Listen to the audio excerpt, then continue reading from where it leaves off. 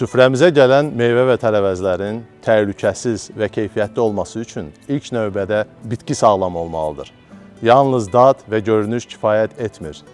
Bitkini xəstəlik və zərərvericilərdən qorumaq, torpağı düzgün qidalandırmaq və vaxtında qulluq etmək təhlükəsiz məhsulun əsas şərtlərindəndir.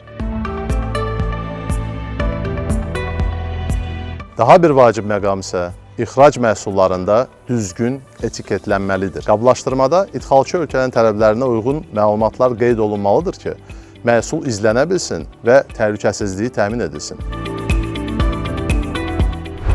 Bütün bunlar yalnız fermerin deyil, ölkənin güclü qida təhlükəsizlik sisteminin göstəricisidir. Bu isə sağlam məhsul, güvənli bazar, daha çox ixrac və daha çox qazanc deməkdir. Tarladan süfrəyə qədər məsuliyyət daşıyırıq. Qida təhlükəsizliyinə nəzarət tək dövlətin deyil, hər kəsin işidir. Gəlin, təhlükəsiz qida ilə sağlam gələcəyə birlikdə addımlayaq.